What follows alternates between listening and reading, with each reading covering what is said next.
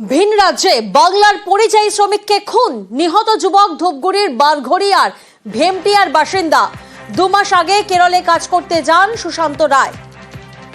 পরিযায়ী শ্রমিকের কাজ করতে যান ভিন রাজ্যে, আর সেখানে বাংলার পরিযায়ী শ্রমিককে খুন, নিহত যুবক ধূপগুড়ির বারঘড়িয়ার ভেমটিয়ার বাসিন্দা। প্রতিনিধি রকি এই মুহূর্তে আমাদের সঙ্গে রয়েছেন। রকি, পরিবার সূত্রে কি জানা যাচ্ছে? দেখো, পরিবার সূত্রে জানা যাচ্ছে যে ভিন রাজ্যে কাজে গিয়েছিল সেই যুবক এবং তার বয়স ছিল 28, নাম সুকান্ত রায়। সে 2 মাস হিসেবে কাজ করতে গিয়েছিলেন এবং সেখানে 2 মাস কাজ করার পর গতকাল রাতে তার পরিবারের সঙ্গে কথা হয় এবং যা জানা গিয়েছে গভীর রাতে 2টা নাগাদ একটি ফোন আসে তার বাড়িতে এবং সেখানে তার পরিজনরা জানান যে সে মার্ডার হয়েছে। কিন্তু কিভাবে মার্ডার হয়েছে তা এখনো পরিষ্কার না। গোটা ঘটনা শোনার পর কিন্তু শোকের ছায়া গোটা পরিবারে এবং ইতিমধ্যেই কিন্তু ধূপগুড়ি থানায় গোটা বিষয়টি জানানো হয়েছে পরিবার তরফ থেকে। প্রাথমিকভাবে জানা যাচ্ছে যে সেই পরিযায়ী শ্রমিকের বাড়িতে তার বাবা, মা, ভাই, বোন সহকারে 5 জন রয়েছেন এবং এই যুবকের মৃত্যুর পর কিন্তু দিশেহারা পরিবার। বারবার অভিযোগ উঠছে, যেটা বারবার পরিযায়ী শ্রমিকরা ভিন রাজ্যে গিয়ে নিহত হচ্ছে। এতে কিন্তু প্রশ্নের মুখে পড়ছে সেই এলাকারই প্রশাসনের ভূমিকা নিয়ে। কারণ যখন পেটের তাগিদে রকি, ছেলে যে খুন হয়েছেন তার পরিবার, তার বাবা কি করে জানতে পারলেন? গতকাল রাতে 2টো নাগাদ যখন একটি ফোন আসছে, সে সময় কিন্তু পরিবার তরফ থেকে জানানো হয়েছিল সেখানে যে কাজ করতেন তার এক জামাইবাবু তার সঙ্গে ছিলেন এবং তিনি জানান যে সেই যে ঘরে ছিলেন সেই ঘর থেকে রাতের বেলা শব্দ পাওয়া যাচ্ছিল, চিৎকার চেঁচামেচির শব্দ শোনা যাচ্ছিল। এরপর তিনি যখন গিয়ে দেখেন সেই ছেলে কিন্তু মৃত্যু হয়েছিল। প্রাথমিকভাবে যেটা জানানো হয়েছে যে ধারালো অস্ত্র ব্যবহার করা হয়েছিল তাকে মারার জন্য। ইতিমধ্যেই কিন্তু একজনকে গ্রেফতার করা হয়েছে বলে পরিবার সূত্রে জানানো হয়েছে। অর্থাৎ রকি, যিনি জানিয়েছেন, ফোনে যিনি জানিয়েছেন, তিনি আর এই শ্রমিক কি একসঙ্গেই থাকতেন? হ্যাঁ, সম্পর্কে কিন্তু একে অপরের আত্মীয় হয়। যিনি ফোন করে জানিয়েছেন তিনি কিন্তু তার জামাইবাবু হন এবং দুজনেই কিন্তু পরিযায়ী শ্রমিক হিসেবে কাজ করতে গিয়েছিলেন। আর যাকে গ্রেফতার করা হয়েছে রকি, তার পরিচয় কি? দেখো, এখনো কিন্তু সেই অভিযুক্তের নাম জানা যায়নি, যাকে আটক করা হয়েছে জিজ্ঞাসাবাদের জন্য। যেটা জানা গিয়েছে এই ঘটনার পরে কিন্তু সেই একজনকে যারা একসাথে কাজ করতেন তাদেরকে গ্রেফতার করা হয়েছে এবং জিজ্ঞাসাবাদ করা হচ্ছে। গোটা ঘটনায় কিন্তু এখন গোটা এলাকায় শোকের ছায়া নেমে এসেছে। থানার তরফে কিন্তু তদন্ত শুরু করা হয়েছে। কে ফোন করলো আপনাকে? জামাই ফোন করে কি বললো? ছুরিতে মারিছে, মারার পরে হসপিটাল নিয়ে গেছে, মারা গেছে। কে মারলো কিছু জানতে পেরেছেন? না, কিছু জানতে পারিনি। কতদিন আগে কাজে গিয়েছিল আপনার ছেলে? 2 মাস। কি কাজ করতো? রড বার্নিং এর কাজ। পুলিশ তদন্ত করবে, ঘটনা সঠিক তদন্ত উঠে আসুক, তারপরে বিস্তারিত কেন খুন হলো, কী কারণে খুন হলো, কেন বা ভিন রাজ্যে গেল, বিস্তারিত এই ব্যাপারে মন্তব্য করতে ওর পরিবারের সাথে আছে এবং বিষয়টা নিয়ে আমরা তদন্ত করছি। ভোট আসে, ভোট যায়, দাবি দাওয়া, প্রতিশ্রুতি কিছুই মেটানো হয় না, এমনটা অভিযোগ বারবার আসে। কিন্তু যখন দীর্ঘদিনের দাবি মেটানো হয়, যখন সেই প্রতিশ্রুতি রাখা হয়, তখন খুশিতে উচ্ছ্বাসে ফেটে পড়েন স্থানীয়রা। ঠিক যেমনটা চ্যাংরাবান্ধার ধরলা নদীর উপর সেতুর উদ্বোধন হয়েছে। দীর্ঘদিনের দাবি ছিল গ্রামবাসীদের দীর্ঘদিনের এই দাবি মেনে তৈরি হয় সেতু এবং সেই উদ্বোধনেই খুশিতে উচ্ছ্বাসে ফেটে পড়েছেন গ্রামবাসীরা। প্রতিনিধি শুভঙ্কর এই মুহূর্তে আমাদের সঙ্গে রয়েছেন। শুভঙ্কর, যোগাযোগের মাধ্যম হিসেবে এই সেতু কতটা গুরুত্বপূর্ণ ছিল, কতটা প্রয়োজনীয় ছিল গ্রামবাসীদের জন্য? তোমাকে জানিয়ে রাখি, দেখো, চ্যাংরাবান্ধা গ্রাম পঞ্চায়েতের অন্তর্গত ধরলা নদীর ওপারে রয়েছে পানিশালা সহ একাধিক গ্রাম। সেই গ্রাম পঞ্চায়েতের বাসিন্দাদের চ্যাংরাবান্ধা গ্রাম পঞ্চায়েত কার্যালয়, হাট, বাজার সবকিছু যদি আসতে হতো তাহলে 14 কিলোমিটার ঘুরে আসতে হতো।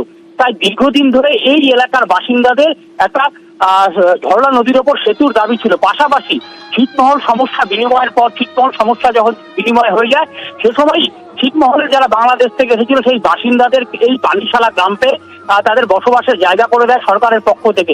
তারাও এই সেতুটির দাবি তুলেছিলেন যাতে দ্রুত তারা চ্যাংরাবান্ধায় পৌঁছতে পারেন এবং সেই দাবি মেনেই সেই সেতুর বছর দুয়েক আগে সেই সেতুর কাজের সূচনা করেছিলেন মুখ্যমন্ত্রী মমতা বন্দ্যোপাধ্যায়। এরপরই উত্তরবঙ্গ উন্নয়ন দপ্তরের বরাদ্দে সেই সেতুর শিলান্যাস সেই সেতুর সূচনা হয়। গতকাল সন্ধ্যায় সেই সেতুর সূচনা করেছেন উত্তরবঙ্গ উন্নয়ন মন্ত্রী উদয়ন গুহ, সাথে ছিলেন স্থানীয় বিধায়ক পরেশ অধিকারী। এই যে সেতু দীর্ঘদিনের দাবি, সেই দাবি পূরণ হওয়ায় কিন্তু যথেষ্টই খুশি এলাকার বাসিন্দারা। এই ব্রিজটার পিছনে মানে তৈরি হওয়ার পিছনে একটা বড় ইতিহাস রয়েছে। একটা সময় পুরো ছিটমহলবাসী আমারও অনশনে বসেছিল এবং তার ফলস্বরূপই হয়তো আজকে এই খুশির দিনটা আমরা দেখতে পাচ্ছি। তারা সেই সময়টা ঐক্যবদ্ধভাবে লড়াই করেছিল, যার কারণে সত্যি আজকে আমরা গর্ববোধ করছি যে আমরা পেরেছি, আমরা আরও পারব। তো লোকের উপকার হবে, 50,000 মানুষ এখানে উপকৃত হবে এই ব্রিজটা করার জন্য। 16 কোটি টাকা খরচ করে ব্রিজ এবং অ্যাপ্রোচ রোড তৈরি হলো। এটা এই এত মানুষের উপকার হবে, এটাই সবার কাছে আনন্দের ব্যাপার। সমস্যায় ছিলেন এই ব্রিজের অভাবে, সেই ব্রিজটা আমরা করতে পারলাম, আমাদের দপ্তর থেকে হলো।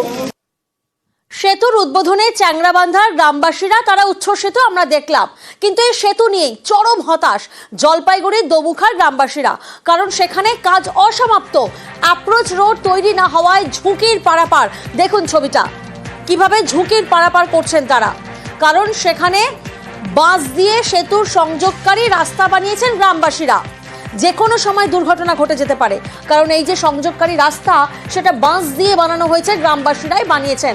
প্রতিনিধি শান্তনু এই মুহূর্তে আমাদের সঙ্গে রয়েছেন। শান্তনু, এই যে বাঁশ দিয়ে বানানো যে অ্যাপ্রোচ রোডের পাশ দিয়ে যে সেতু, সেখান দিয়ে যাচ্ছেন গ্রামবাসীরা, এবং এটা তো অত্যন্ত ঝুঁকিপূর্ণ নিঃসন্দেহে বলা যেতে পারে। পঞ্চায়েতের ভূমিকা কি? কেন এখনো কাজ সম্পূর্ণভাবে শেষ হলো না? এখন ঝুঁকিপূর্ণ তো অবশ্যই, কারণ প্রতি বছরই কিন্তু ছোটখাটো দুর্ঘটনা ঘটেই চলেছে। এই এলাকায় অনেকে গাড়ি নিয়ে পড়ে যান এবং সেই সময় দুর্ঘটনা অনেকে জখম হয়েছেন, সেই ঘটনাও রয়েছে। কারণ 15 সালে এটা কিন্তু সাংসদের অর্থ তহবিল থেকে কিন্তু সেতুটি নির্মাণ হয়েছিল, কিন্তু তারপরে দেখা যাচ্ছে যে সেতুটির যে অ্যাপ্রোচ রোড সেটা নানা জটিলতার কারণে তৈরি হয়নি। তার ফলে কিন্তু স্থানীয়রাই বাধ্য হয়েছেন বাস দিয়ে সেই সেতুটির অ্যাপ্রোচ রোড তৈরি করে দিতে, এবং বর্ষা আসার আগে পর্যন্তই এই সেতু দিয়ে তারা যাতায়াত করতে পারেন। পরবর্তীতে অন্য দিক দিয়ে ঘুরপথে তাই যাতায়াত করতে হয়। পঞ্চায়েত এবং প্রধানের বক্তব্য, তারা একাধিকবার চেষ্টা করেছেন, কর্তৃপক্ষকে জানিয়েছেন, প্রশাসনকে জানিয়েছেন, কোনো পদক্ষেপ হয়নি। যে সাংসদ, তিনি প্রাক্তন সাংসদ, তিনি যে অর্থ খরচ করেছিলেন সেতু নির্মাণে, তিনিও কার্যত হতাশ। পরবর্তীতে তিনি যখন এসডিএ চেয়ারম্যান হয়েছিলেন, সেই সময় তিনি কিন্তু এই সেতুটির যাতে অ্যাপ্রোচ রোড তৈরি হয় সেই চেষ্টা করেছিলেন, কিন্তু তারপরেও কিন্তু সেতুটির অ্যাপ্রোচ রোড তৈরি হয়নি, নানা জটিলতা। আর এই জটিলতা যতক্ষণ না আছে ততদিন কিন্তু ঝুঁকির যে যাতায়াত তা বন্ধ হবে না। সেই কারণে সকলেই চাইছেন গ্রামবাসীরা একটা পদক্ষেপ করা হোক, অন্তত প্রশাসন বড় বসুক, একটা ব্যবস্থা অন্তত নেই, না হলে বড় দুর্ঘটনার মুখে পড়তে পারেন তারা। সেই দাবি কিন্তু তারা বারবার জানিয়ে আসছেন। কিন্তু দীর্ঘদিন এই ব্রিজটা এখনো সম্পূর্ণ শেষ হয়নি। অনেকে সাইকেল নিয়ে পড়ে যায়, যাতায়াতের খুবই অসুবিধা। এই সবজি নিয়ে আমাদের 5 কিলোমিটার ঘুরে যেতে হয় হলদিবাড়ি। এখন বাসের সাঁকো দিয়ে আমাদের পারাপার করতে হয়। এইটা যাতে অতি তাড়াতাড়ি সরকার যাতে দেখে, তাহলে আমাদের যাতায়াতের সুবিধা হয়। বর্ষাতে আমাদের এই সাঁকো থাকে না, বর্ষাতে এই সাঁকো ভাষায় নিয়ে চলে যায়। তারপরে যখন বর্ষার শেষের দিকে হয়, পারাপার করার জন্য আবার বাসের সাঁকো তৈরি করি। এখানে বর্ষার সময় জল জমে যায়, যাতায়াতের খুব অসুবিধা হয়, যার জন্য এখানে বাঁশের সাঁকো করা হয়েছে। খুবই অসুবিধা হচ্ছে এখানকার মানুষজনের। এই পরিস্থিতিতে এখানে যে কোনো সময় দুর্ঘটনা ঘটতে পারে, যদি এর ব্যবস্থা হয় ভালো হয়। প্রতিদিনই আমাদের এই অসুবিধা হয় যাতায়াত করে। এখানে অ্যাম্বুলেন্স ঢোকার কোনো বুদ্ধি নেই, এখানে টোটো বা ভ্যানে করে এই যে পেশেন্টদের নিয়ে আসতে হয়। এই ব্রিজটা আমাদের খুব প্রয়োজন, এই ব্রিজটা যদি করে দেয় তাহলে আমাদের যাতায়াতের খুব সুবিধা হয়। আমি খারিজা বেরুবাড়িদের প্রধান হিসেবে অনুরোধ করব, কোনো সংস্থা এই রাস্তাটা এবং ব্রিজটাকে যদি সুন্দরভাবে আমাদের তৈরি করে দেয়, তাহলে আমরা এই এলাকার মানুষ খুবই উপকৃত হব। আমাদের এখানে সীমান্ত এলাকায় পাশে বাংলাদেশ বর্ডার, তো এই রাস্তা যদি হয়ে যায় তাহলে আমাদের টহলদারি করে আমাদের বিএসএফ তাতে আরও বেশি সুবিধা হবে। তাই আমি অনুরোধ করব, আমাদের এই রাস্তাটা যে সংস্থাই হোক না কেন তৈরি করে দিলে আমাদের খুব উপকার হয়।